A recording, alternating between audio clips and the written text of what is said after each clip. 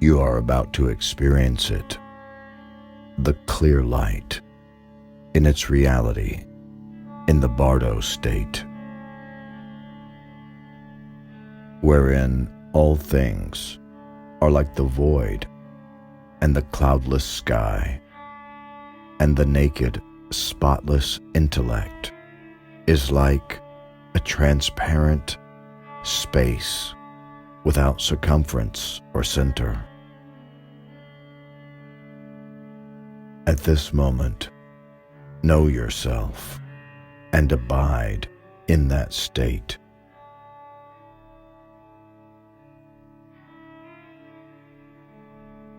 O nobly born, that which is called death has come to you now. Resolve within yourself as follows. This is now the hour of death. By taking advantage of this death, I will so act for the good of all sentient beings, peopling the limitable expanse of the heavens, as to obtain the perfect Buddhahood by resolving on love and compassion towards all beings, and by directing my entire effort to the soul perfection.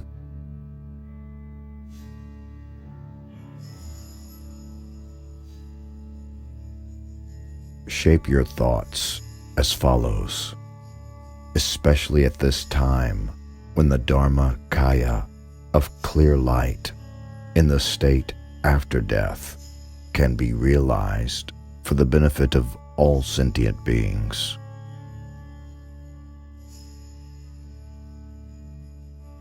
Know that you are in that state, and resolve that you will obtain the best benefit of the state of the great symbol in which you are as follows. Even if I cannot realize it, yet will I know this, Bardo. And mastering the great body of union in Bardo will appear in whatever shape will benefit all beings, whomsoever. I will serve all sentient beings, infinite in number, as are the limits of the sky.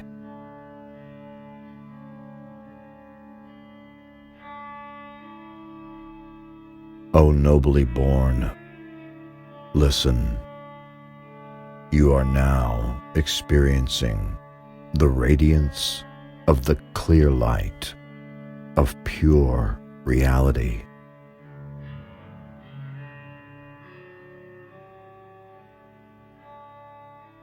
Recognize it, nobly born, your present intellect in real nature void, not formed into anything as regards characteristics or color. Naturally void is the very reality, the all good.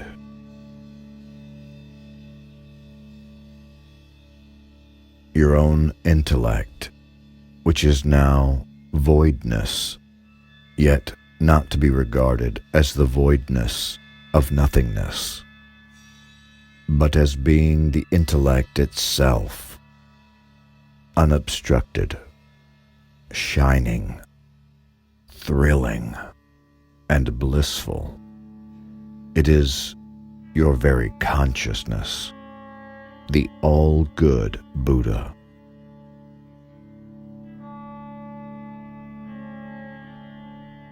Your own consciousness, not formed into anything, in reality void, and the intellect, shining and blissful.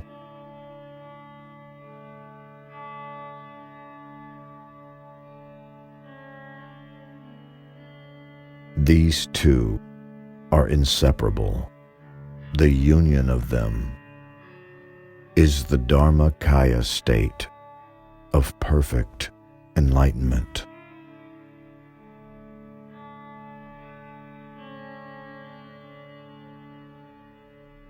Your own consciousness, shining, void, and inseparable from the great body of radiance, has no birth, no death, and is the immutable light. Knowing this is sufficient. Recognizing the voidness of your own intellect to be Buddhahood, and looking upon it as being your own consciousness, is to keep yourself in the state of divine mind, of the Buddha.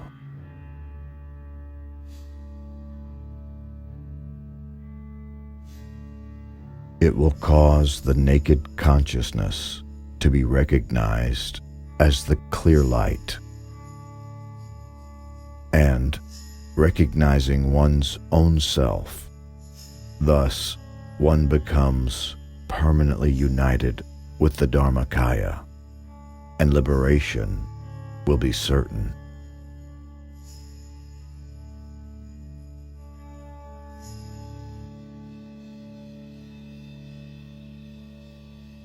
With mind distracted, never thinking death is coming, to slave away on the pointless business of mundane life, and then to come out empty, is a tragic error.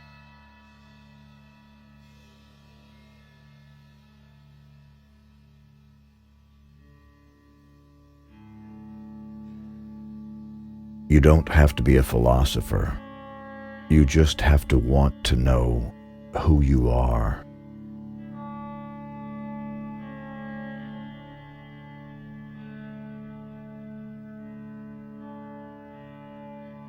Our past thinking has determined our present status, and our present thinking will determine our future status, for we are what we think.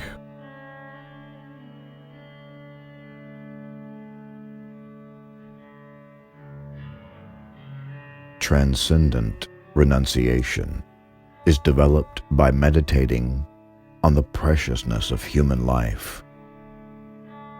In terms of the ocean of evolutionary possibilities, the immediacy of death, the inexorability of evolutionary causality, and the sufferings of ignorance-driven, involuntary life cycles.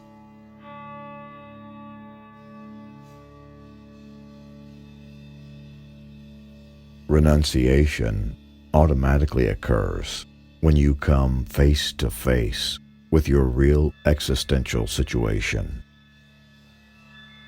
and so develop a genuine sympathy for yourself, having given up pretending the prison of habitual emotions and confusions is just fine.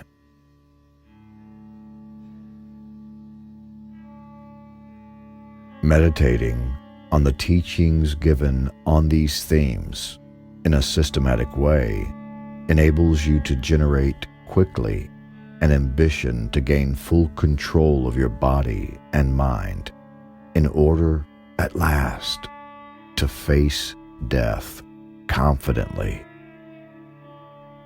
knowing you can navigate safely through the dangers of further journeys.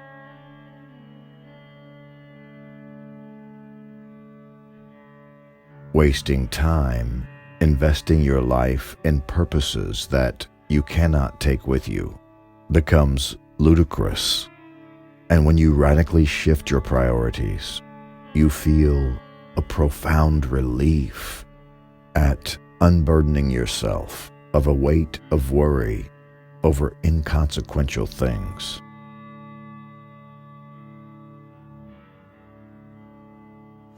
O nobly born, when you are driven to and from by the ever-moving wind of karma, your intellect, having no object upon which to rest, will be like a feather tossed about by the wind, riding on the horse of breath. Ceaselessly and involuntarily will you be wandering about. To all those who are weeping, you will say, "Here I am, weep not." But they are not hearing you. You will think, "I am dead."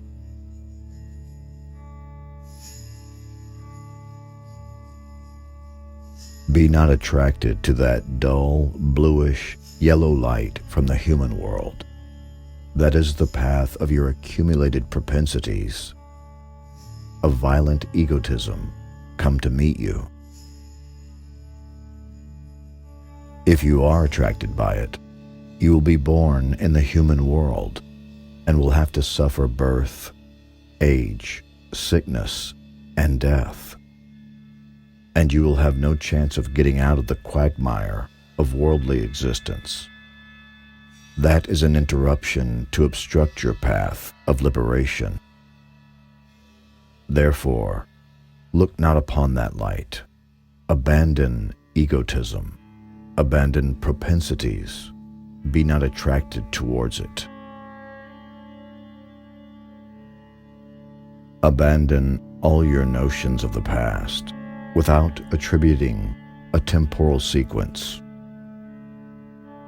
Cut off your mental associations regarding the future without anticipation.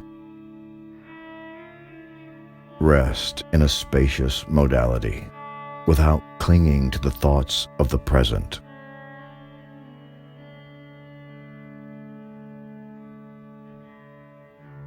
You, with your mind far away, thinking that death will not come, entranced by the pointless activities of this life.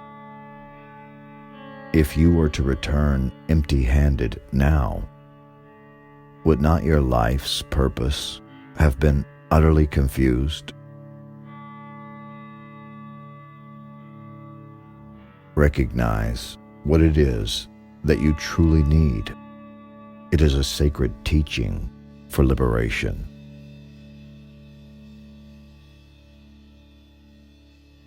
The moments of our life are not expendable, and the possible circumstances of death are beyond imagination.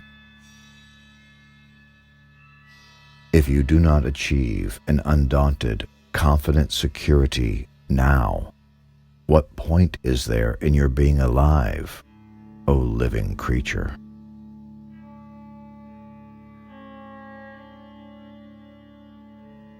Death holds up an all-seeing mirror to our eyes, the mirror of past actions, in which the consequences of all our negative and positive actions are clearly seen. And there is a weighing of our past actions in the light of their consequences, the balance of which will determine the kind of existence or mental state we are being driven to enter. Nevertheless, if there is even the slightest recognition, liberation is easy.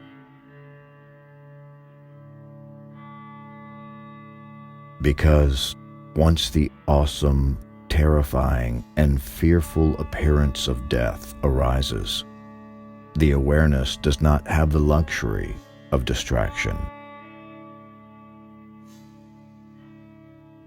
Awareness becomes one-pointedly concentrated.